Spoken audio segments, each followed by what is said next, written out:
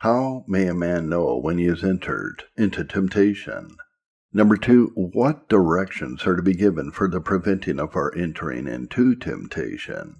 Number 3, what seasons there are in which a man may and ought to fear that an hour of temptation is at hand.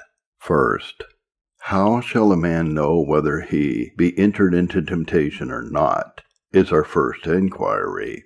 When a man is drawn into any sin, he may be sure that he is entered into temptation. All sin is from temptation, James 1 verse 14. Sin is a fruit that comes only from the root. Though a man be never so suddenly or violently surprised in or with any sin, yet it is from some temptation or other that he has been so surprised. So the apostle, in Galatians 6 verse 1, if a man be surprised or overtaken with a fault, yet he was tempted to it, for he says, consider yourselves, lest you also be tempted. That is, as he was when he was so surprised, as it were, unaware. This men sometimes take no notice of, to their great disadvantage.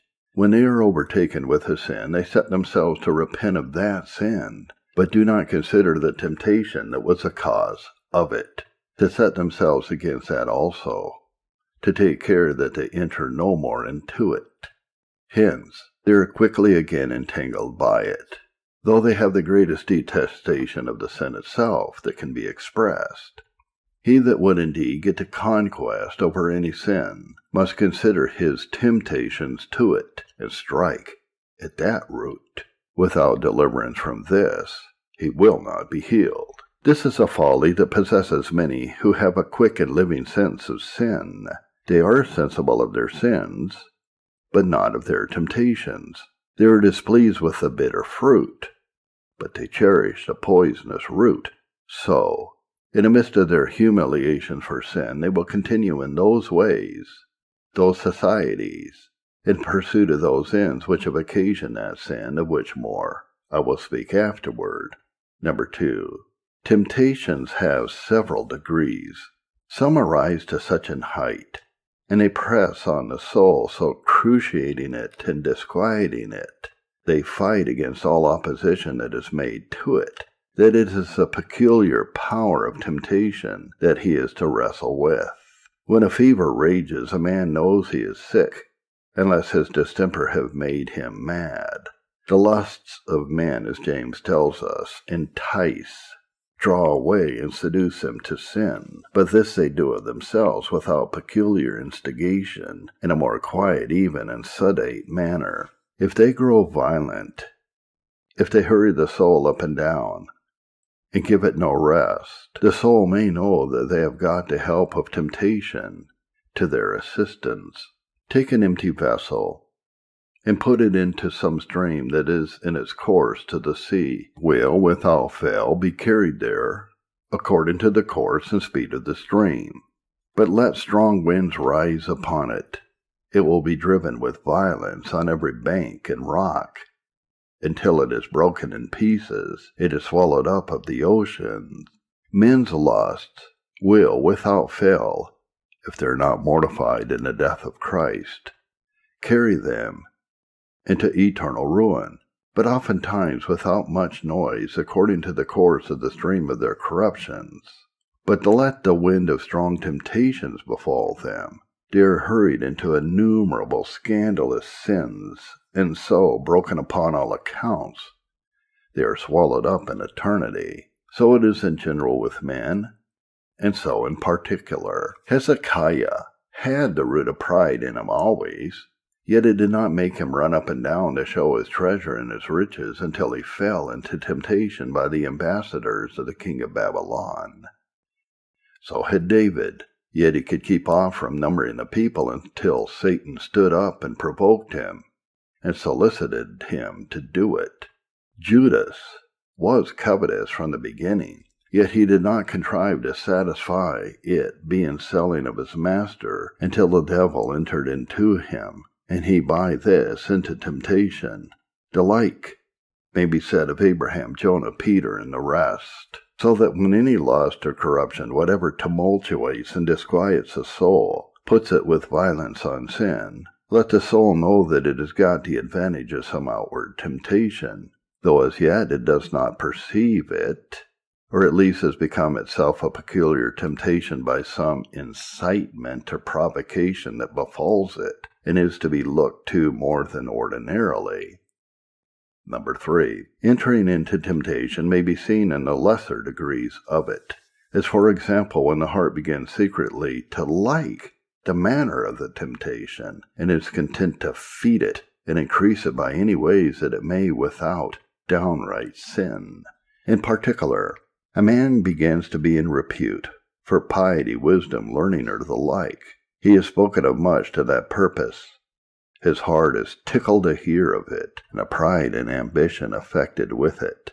If this man now, with all of his strength, apply the things from whence his repute and esteem and glory amongst men spring, with a secret eye to have it increased, he is entering into temptation, which, if he does not take heed, will quickly render him a slave of lust. So was it with Jehu. He perceived that his repute for zeal began to grow abroad, and he got honor by it. Jonadab comes in his way, a good and holy man. Now, thinks Jehu, I have an opportunity to grow in honor of my zeal. So he calls Jonadab to him, and to work he goes most seriously. The things he did were good in themselves, but he was entered into temptation, and served his lust, and that he did. So is it with many scholars. They find themselves esteemed and favored for their learning. This takes hold of the pride and ambition of their hearts, so they set themselves to study with all diligence day and night, a thing good in itself, but they do it that they might satisfy the thoughts and words of men in which they delight, and so in all they do they make provision for the flesh to fulfill its lusts. It is true, God oftentimes brings light out of this darkness and turneth things to a better end. After, it may be, a man has studied a number of years with an eye upon his lusts, his ambition, pride, and vainglory, rising early and going to bed late, to give them satisfaction, God comes in with his grace, turns the soul to himself, robs those Egyptian lusts, and so consecrates that to the use of the tabernacle which was provided for idols. Men may thus be entangled in better things than learning, even in the profession of piety, in their labors in the ministry and the like. Some men's profession is a snare to them. They are in reputation and are much honored on the account of their profession and strict walking. This often falls out in the days in which we live, in which all things are carried by parties. Some find themselves on the accounts mentioned, perhaps to be the darlings and the glory of their party. If the thoughts of this secretly insinuate themselves into their hearts, and influence them into more than ordinary diligence and activity in their way and profession, they are entangled, and instead of aiming at more glory, they had need lie in the dust in a sense of their own vileness. And so close is this temptation that oftentimes it requires no food to feed upon, but that he who is entangled with it avoid all means and ways of honor and reputation, so that it can but whisper in the heart that that avoidance is honorable. The same may be the condition with men, as was said in preaching the gospel and the work of the ministry. Many things in that work may yield them esteem, their ability, their plainness, their frequency, their success. And in all this sense, it may be fuel to temptations. Let then a man know that when he likes that which feeds his lust, and keeps it up by ways either good in themselves or not downright sinful, he is entered into temptation. Number 4. When by a man's state or condition of life, or any means whatever, it comes to pass that his lust and any temptation meet with occasions and opportunities for his provocation and stirring up, let that man know, whether he perceives it or not, that he is certainly entered into temptation. I told you before that to enter into temptation is not merely to be tempted, but so to be under the power of it, is to be entangled with it. Now, it is impossible almost for a man to have opportunities, occasions, advantages suited to his lust and corruption, but he will be entangled. If ambassadors come from the king of Babylon, Hezekiah's pride will cast him into temptation. If Hazael be king of Syria, his cruelty and ambition will make him to rage savagely against Israel. If the priests come with their pieces of silver, Judas's covetousness will instantly be at work to sell his master, and many instances of the like kind may, in the days in which we live, be given. Some men think to play on the hole of the asp, and not be stung, to touch pitch, and not be defiled, to take fire in their clothes, and not be burned, but they will be mistaken. If your business, your course of life, societies, or whatever else it be of the like kind, cast you on such things, ways, persons, as suit your lust and corruption, know that you are entered into temptation. How you will come out, only God knows. Let us suppose a man that has any seeds of filthiness in his heart engaged in the course of his life, in society, light, vain, and foolish, what notice soever, little or great, or none at all, it be that he takes of it, he is undoubtedly entered into temptation. So is it with ambition in high places, passion and a multitude of perplexing affairs, polluted corrupt fancy and vain societies, and the perusal of idle books or treatises of vanity and folly. Fire and things combustible may more easily be induced to lie together without affecting each other than peculiar lusts and suitable objects or occasions for their exercise. 5. When a man is weakened, made negligent, or formal in his spiritual duties, when he can omit duties or content himself with a careless, lifeless performance of them, without delight, joy, or satisfaction to his soul, who had at another time a different frame, let him know that though he may not be acquainted with the particular distemper in which it consists, yet in some thing or other he is entered into temptation, which at the length he will find evident to his trouble and peril. How many have we seen and known in our days who from a warm profession have fallen to a negligent, careless indifference in praying, reading, hearing, and the like? Give an instance of one who has come off without a wound, and I dare say you may find out 100 that have manifested themselves to have been asleep on the top of the mast, that they were in the jaws of some vile temptation or other, that afterward brought forth bitter fruit in their lives and ways. From some few returners from folly we have every day these doleful complaints made. Oh, I neglected private prayer. I did not meditate on the word. I did not attend to hearing, but rather despise these things. And yet I said I was rich, and lacked nothing. Little did I consider that this unclean lust was ripening in my heart. This atheism, these abominations were fermenting there. This is a certain rule.